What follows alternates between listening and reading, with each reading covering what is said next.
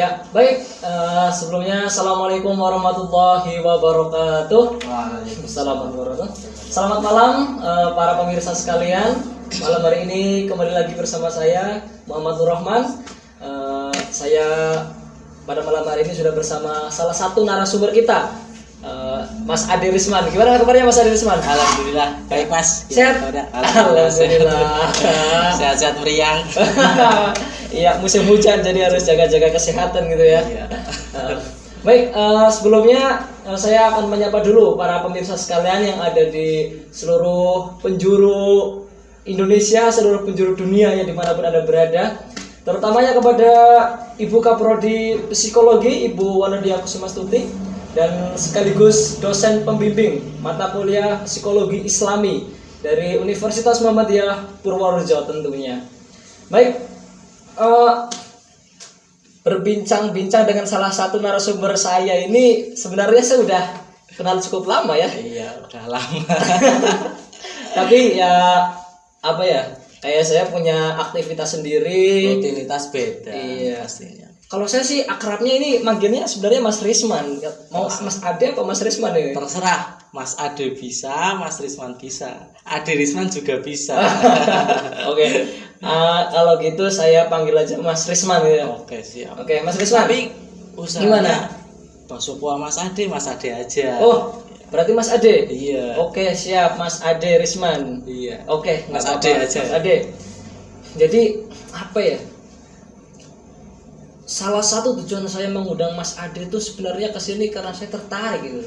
Tertarik gimana maksudnya, Mas? Ya gini loh, saya itu kan udah lama kenal dengan Mas Ade, tapi jarang ngobrol, jarang berbincang-bincang gitu loh. Mungkin ya kita ngobrol enak baru kali ini gitu.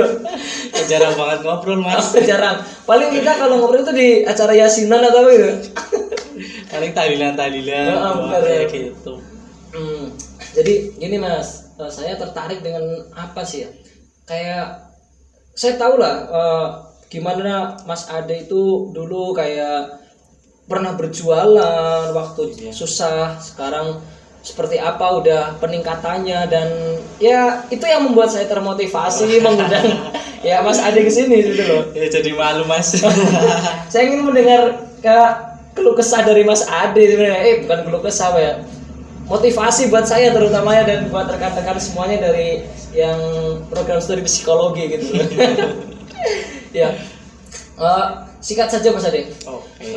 Jadi setahu saya ya, yang saya ketahui bahwa Mas Ade itu sekarang udah punya usaha. Iya. Usaha bakso kuah. Oh, mantap, bakso kuah. Di bawah baksonya. Aslinya cilok ya. Itu dibawa tabawain tadi buat cicip-cicip, hitung-hitung. Dibawain pemirsa, dibawain langsung sama narasumber kita. Tapi saya belum cicip-cicip ini. Iya, nanti Mas bareng nggak apa-apa. Oke, siap. Dan saya juga kadang beli tapi enak sih. Tapi kita icip-icip lagi lah nanti lah. Di belakang lah, gampang lah itu di belakang layar gitu ya. Ini ya gini Mas Ade. Apa ya? Apa sih yang membuat Mas Ade itu termotivasi sampai sekarang itu memilih untuk berdagang atau berjualan bakso kuah itu apa sih sebenarnya? Ya kalau pertama kali dulu waktu mau usaha bakso kuah itu ragu awalnya, Mas. Ragu soalnya nggak tahu ilmunya itu. Ilmunya nggak tahu, peralatannya nggak tahu, mau tanya pun nggak tahu sama siapa tanya kayak gitu. Nah dulu waktu usaha itu masih usaha kelontong, belum usaha bakso kuah.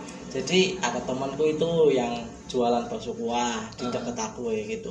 Dulu waktu aku masih jualan kelontong itu sepi banget.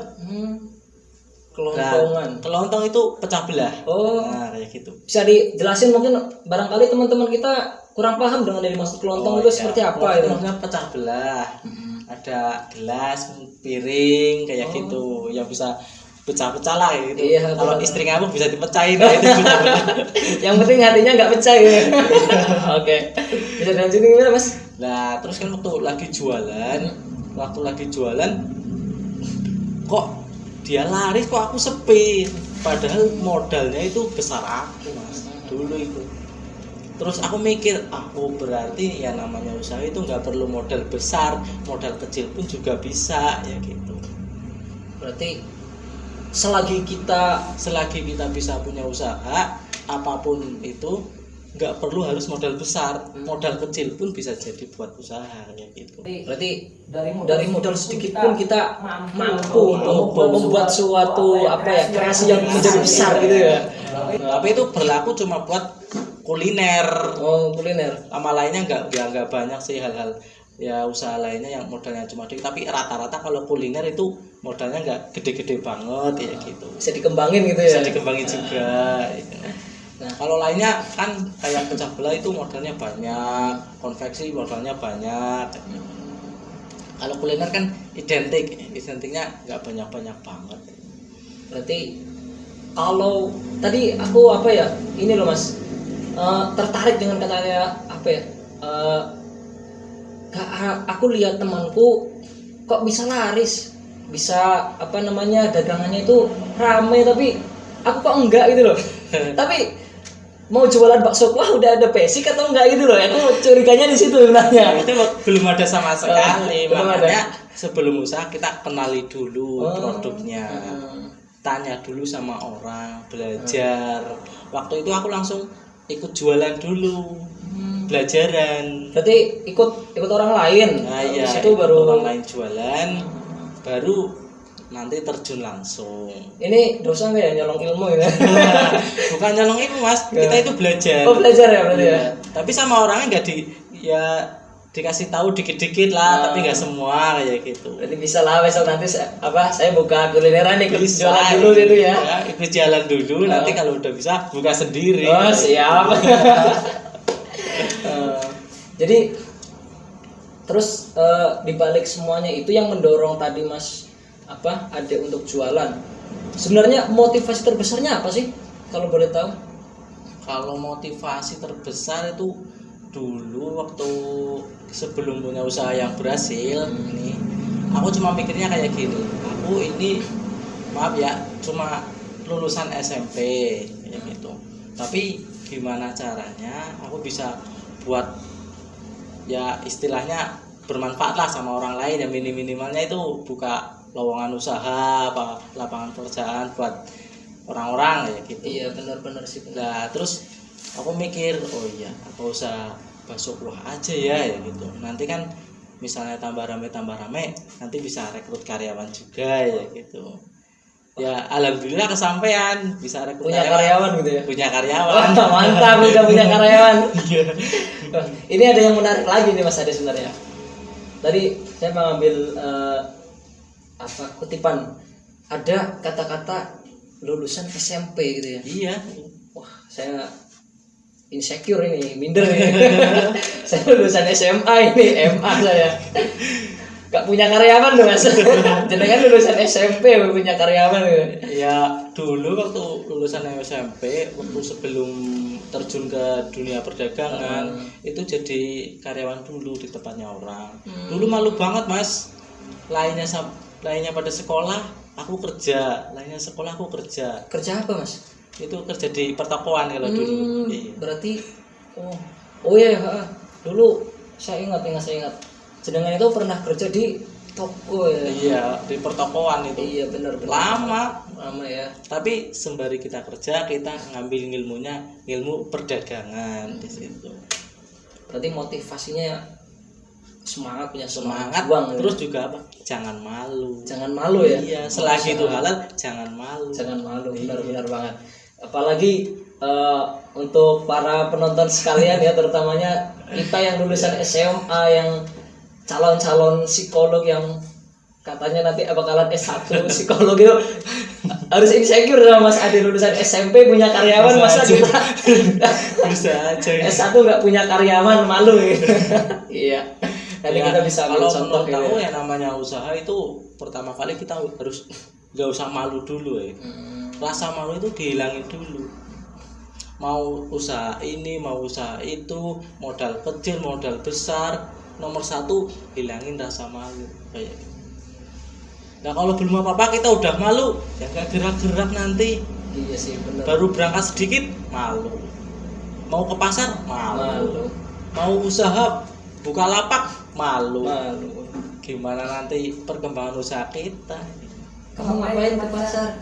Aku mau beli cabai, jualan cilok. Secara S1 jualan cilok loh. Ya, tapi dulu aku sempat malu banget Pak. Oh, sempat malu ya. Berarti tapi manusiawi gitu ya. manusiawi ya. Apalagi teman-teman ada nanyain jualan apa Mas, jualan apa, jualan cilok kayak gitu. Dulu malu banget ya. Terus? Tapi selang beberapa bulan ya udah terbiasa. Jadi bisa kita menilai itu, oh berarti kita itu kalau punya usaha nggak perlu malu, santai aja. Jadi yang penting kan halal ya, gitu. Apa kata orang, oh biarin aja ya. Biarin aja kita yang lakuin, Kita yang lakuin gitu ya. yang penting Halal. halal. Ini ya Mas, itu kan kalau dari diri Mas Risman, itu kalau dari keluarga gimana sih, mendukung nggak sih sebenarnya dari keluarga? Kalau dari keluarga ada yang dukung, ada yang enggak. Secara tidak langsung kan jualan cilok itu kan istilahnya, maaf ya ini kayak rendahan kayak gitu ya. Ya bakso ya, kita bakso kan cilok. Maksudnya dipandang sebelah mata Iya. ya. Pihak keluarga ada yang larang malah. Ngapain jualan kayak gitu, nanti malu-maluin ya gitu. Tapi pihak keluarga juga ada yang dukung. Yang penting kan restu dari kedua orang tua gitu. Berarti sempat ada penolakan gitu ya dari Ya keluarga ya? sempat. Terus respon yang diberikan Mas Ade gimana itu? Orang tua loh ini loh. Iya. Ya aku gimana caranya itu nunjukin. Kalau cuma pakai omongan itu orang tua apa ya, gak percaya gitu. Kita harus tunjukin dengan Bukti ya? bukti. Setelah jualan beberapa lama, alhamdulillah ada hasilnya. Aku terangin ke orang tua kayak gini, hasilnya segini. Orang tua mulai, oh ya udah nggak apa-apa gitu. Berarti dari berbagai penolakan itu juga ada yang mendukung tapi kan ya? Iya. Pernah merasa minder gak sih atau menyesal karena saya nggak melanjutkan sekolah sampai ke jenjang SMA, S1 atau bahkan ya gitulah intinya, kayak kena mental gitu.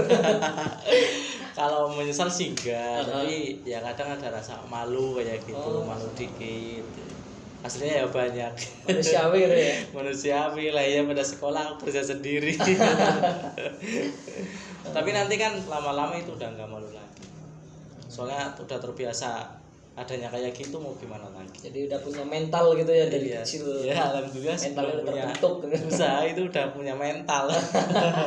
Mental itu penting loh buat usaha loh. Penting gimana? Ya kita kalau mau usaha nggak punya mental, misalnya kayak gini, ada orang bilang kamu mau jualan apa mau gimana ya gitu. Iya betul. Padahal mau jualan, yang kita jual misalnya itu barang kecil lah ya, itu kan minder ya gitu. Kalau kita langsung minder, langsung kecil hati, ya udah nggak jadi usaha. Kena mental. Jadi apa, mental itu utama berarti ya? Iya, Support mental sistem keluarga. Tadi ada keluarga yang apa namanya? Ada yang pro, ada yang kontra. Ada yang kontra. Tapi apa, kita harus memberikan bukti gitu ya? Iya. Bukti, oh ini loh saya loh. Jadi nggak cuma Pak, Bu, aku pengen ini tapi nggak ada buktinya gitu. Cuma omong kosong gitu. Dulu sempat ditolak malahan, ya jangan jualan kayak gitulah, itu kan istilahnya pandang sebelah mata sama orang. Tapi aku pengen jualan kayak gitu. Soalnya kan aku lihat peluang kalau usaha kuliner itu peluangnya itu lebih besar daripada lainnya.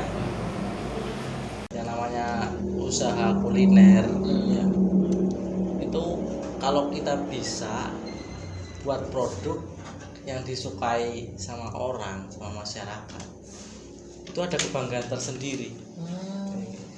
Jadi ini makananku loh. Iya. Kayak. Jadi kalau kita punya produk disukai orang, itu ada kebanggaan tersendiri.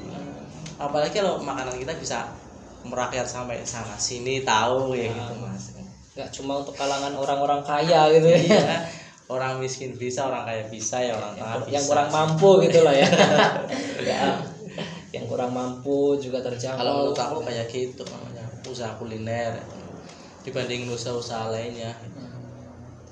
Terus kalau kayak di musim pandemi gitu ya Mas ya. Ya. itu ada tantangan tersendiri nggak, atau mungkin ada tantangan sebelum pandemi itu loh, ada tantangan terbesar enggak atau Ada. sejauh ini gitu loh, gimana sih? Kalau waktu pandemi sama sebelum pandemi itu ada dampaknya mas. Oh, gimana ya? Dulu kalau pandemi, kalau sebelum pandemi orang setiap hari Sabtu sama Minggu itu kan hari libur lah ya gitu. Penjualan itu drastis banget mas dibanding hari Senin sampai Jumat. Sampai berapa itu penjualannya kalau boleh? Ya kalau itu ada lah, nggak mau dipublikasikan. Habis berapa kilogram bahan gitu? Itu nggak mau dipublikasikan. Oh nggak mau? Oke. Rahasia dapur berarti ini ya? Itu termasuk salah satu rahasia perusahaan. Oke, siap. Oke, berarti ada perbedaannya ya? Iya, soalnya kalau misalnya nanti tak kasih tahu habisnya segini nanti bahwa ada yang dengar apa gimana, bawa minder, terus juga apa? Oke. Ada yang nggak senang juga. Ya. Fine, nggak masalah. Oke. Terus juga harga-harga pun sebelum pandemi sama sesudah pandemi itu mahal sesudah pandemi mas.